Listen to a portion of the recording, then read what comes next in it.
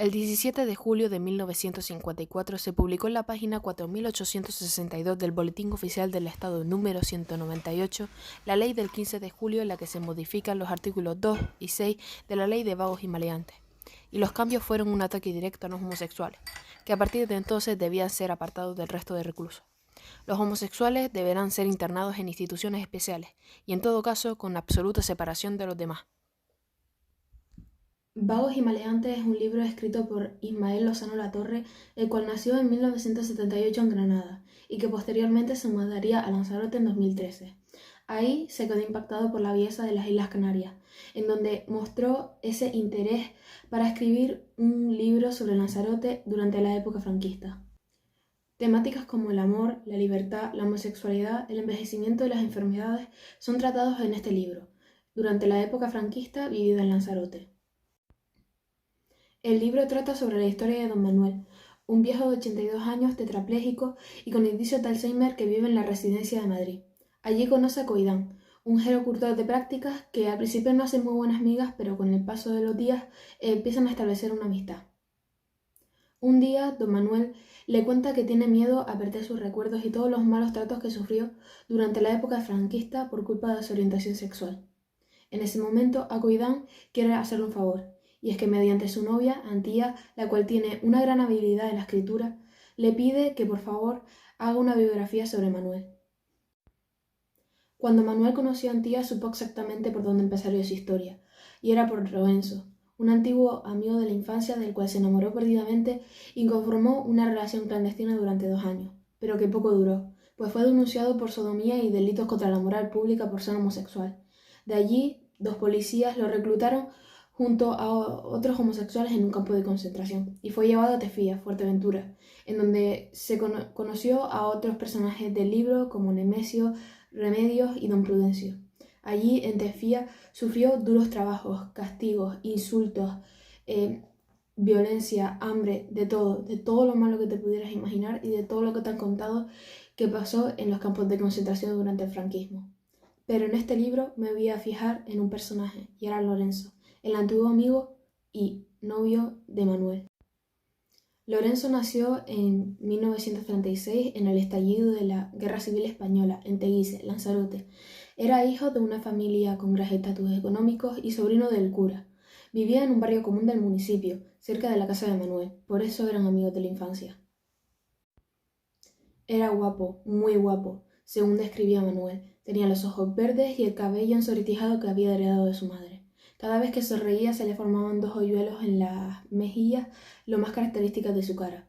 Luego llegaron los 16 años, y su cuerpo se ensanchó. Su espalda, sus músculos, todo se ensanchó de él. Su altura aumentó y todo su cuerpo se volvió más voluminoso y fuerte, algo que atrajo a muchas pretendientas. Todo esto había sido descrito por Manuel, pero claro, hay que ver una cosa. En ese tiempo Manuel estaba enamorado de Lorenzo y es normal que miremos a las personas en las que estamos enamoradas de una perspectiva perfecta y sin defectos. Lorenzo era una persona considerada, no le importaba ser amigo de un chico sin recursos, pues incluso era amable, le daba muchísimas cosas a Manuel sin recibir nada a cambio. Sin embargo, algunas veces era algo pasota, pues pasaba de hacer las tareas de la casa, las tareas de la escuela. Lo único que le importara era jugar, jugar y más jugar, pero solo con Manuel. También era un poco manipulable, es decir, era sobrino del cura, y un cura en aquella época del franquismo pues valía más que un científico o que cualquier cosa. Entonces se dejaba mucho manipular por su tío Meregildo. Confusión, cobardía, miedo fueron emociones presentes a lo largo de la vida de Lorenzo, excluyendo su infancia, que estuvo llena de juegos, viajes y felicidad gracias al dinero de sus padres y sobre todo a Manuel. Pero cuando llegó la adolescencia y las dudas sobre su sexualidad e identidad comenzaron a surgir, su vida dio una vuelta de 180 grados.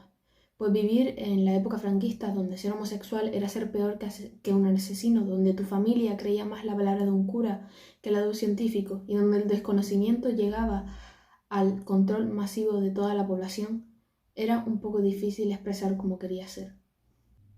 Sin embargo, aunque Manuel le diera confianza y ánimos para seguir su relación con estas preciosas frases como «Yo no voy a ir al infierno, Dios es amor, por eso dudo que vaya a castigarme por amarte.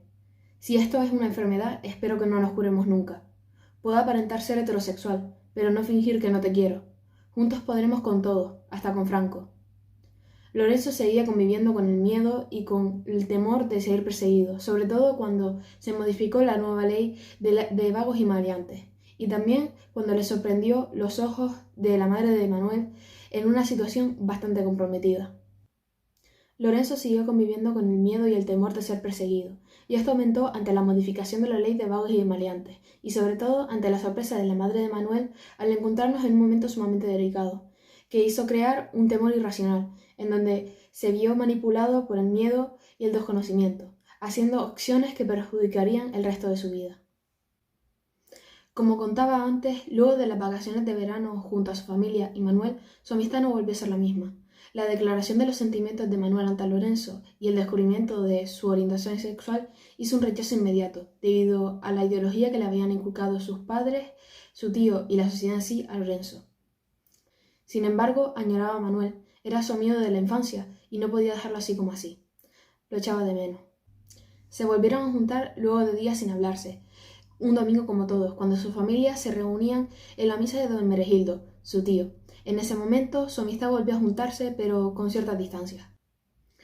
Sin embargo, el desconocimiento de Lorenzo hacia la orientación sexual de Manuel acabó convirtiéndose en un sentimiento mutuo. Es decir, un día, tras la victoria de Lorenzo en un campeonato de natación, se juntaron unos amigos y unas botellas de vino, y la embriaguez de Lorenzo se convirtió en un amor, y ese amor hacia Manuel se convirtió en una relación clandestina que duró 2 años. Esta preciosa relación se terminó una tarde a finales de noviembre, cuando una puerta se abrió y sus corazones se separaron. La imagen de la madre de Manuel al ver a su hijo junto a su supuesto mejor amigo desnudos en un colchón disfrutando del cuerpo de uno a otro hizo que Lorenzo se asustara y, atemorizado y con miedo a ser denunciado por la madre de Manuel, se marchó sin ninguna explicación. El 23 de noviembre de 1954, a las 2:30 de la tarde, 2 policías interrumpieron en la casa de Manuel, llevándoselos arrastrados por una denuncia de forma anónima por sodomía y delitos contra la moral pública. Fue llevado a un campo de concentración junto a otros más en Tefía, Fuerteventura, unos 23 de su isla y otros muchos más de otras, con las mismas denuncias e insultos de la misma forma: monstruos, invertidos, zarazas, violetas y, sobre todo, maricones. Manuel quedó encerrado en ese verdadero infierno al que nadie debería haber experimentado en ningún momento de su vida. La evolución de la vida de Lorenzo se puede ver a través de las cartas de Marta, la supuesta hermana de Manuel, pero en verdad no era su hermana, porque Manuel era hijo único, pues estas cartas las escribía Lorenzo con el sobrenombre de Marta para que los policías no se dieran cuenta que seguían manteniendo relación.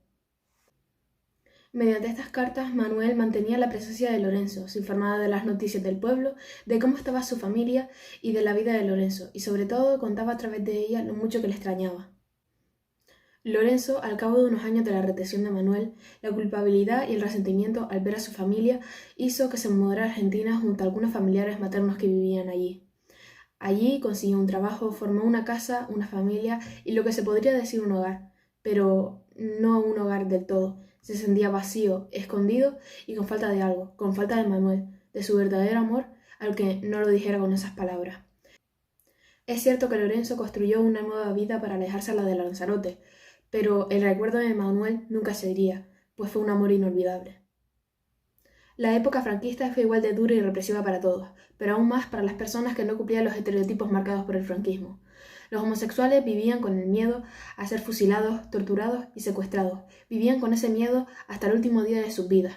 La situación de Lorenzo fue una de muchas que se vivieron durante esa época. No pudo expresarse y vivir como él quería. Tuvo que reemplazar su felicidad y amor por lo que estaba socialmente aceptado, y tuvo que formar una vida con las personas que realmente no quería y no quería vivir con ellas.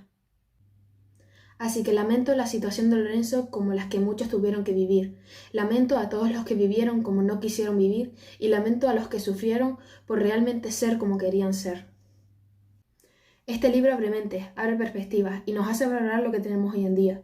Tener la posibilidad de expresarnos y vivir como queremos sin tener miedo a que nos torturen, nos fusilen o nos metan en una fosa común. Nos hace valorar la libertad que tenemos y la libertad que deberían haber tenido estas personas.